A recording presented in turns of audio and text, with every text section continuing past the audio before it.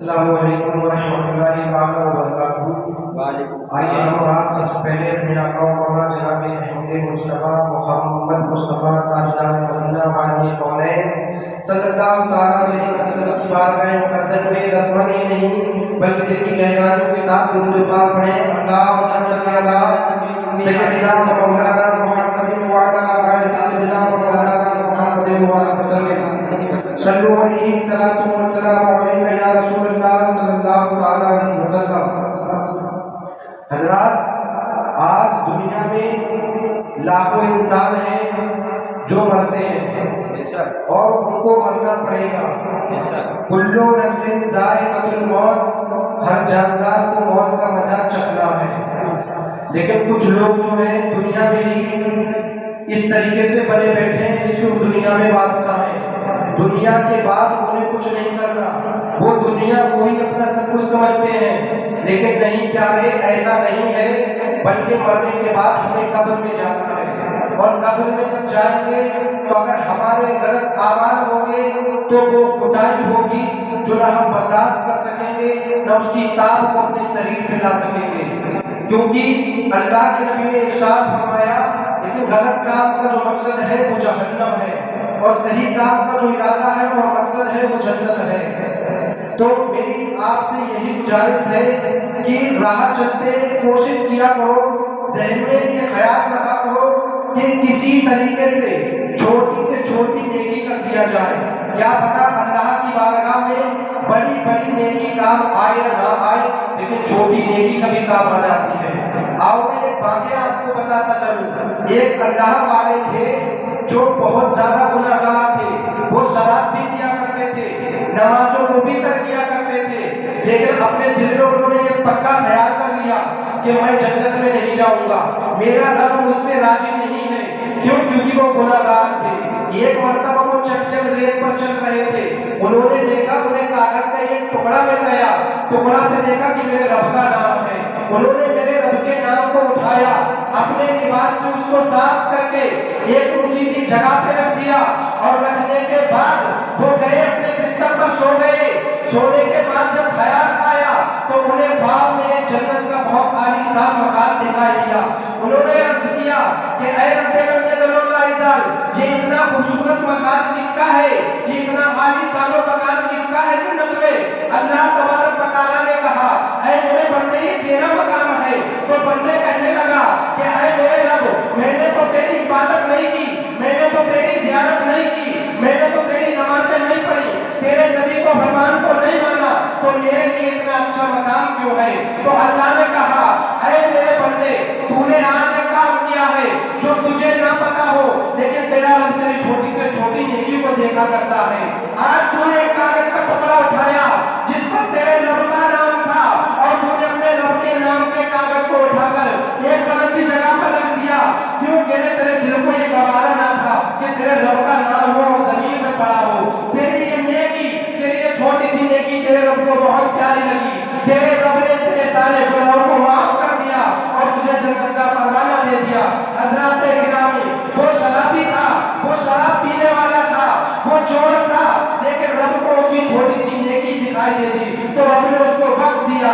उसी दिन से उसने शराब को छोड़ दिया, जुआ को छोड़ दिया, गलत काम को छोड़ दिया, बस नमाजें पढ़ने लगा। तो आपने ये देखा ये छोटी सी नेकी से वो नमाजी हो गया। हज़रात गिरामी, मरना सबको है, मौत सबको आएगी।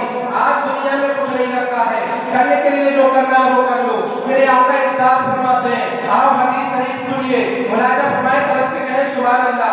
मेरे आका फरमाते हैं, इज़ा मातल इंसान इन कतालो अमलु इल्ला मिन सलासा इल्ला मिन सदक़तन जारिया औ इल्मिन युंतफउ बि औ वलदिन सालिहन यदूला औ कमा क़ाला रसूलुल्लाह।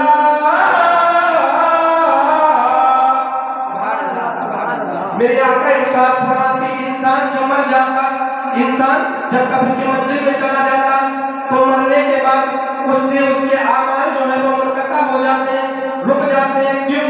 क्योंकि मरने के बाद वो नमाज नहीं पढ़ सकता, मरने के बाद वो रोजा नहीं रख सकता, मरने के बाद वो हज नहीं कर सकता, मरने के बाद गरीबों के लिए सहारा नहीं बन सकता, मरने के बाद मदरसे में चंदा नहीं दे सकता, मरने के बाद अपने लिए कोई काम नहीं कर सकता, मरने के बाद उसके अमाल जो है वो मुनक़ता हो जाते हैं। इस बात का इकरार है ना आपको कि मरने के बाद अमाल जो है वो मुनक़ता हो जाते हैं।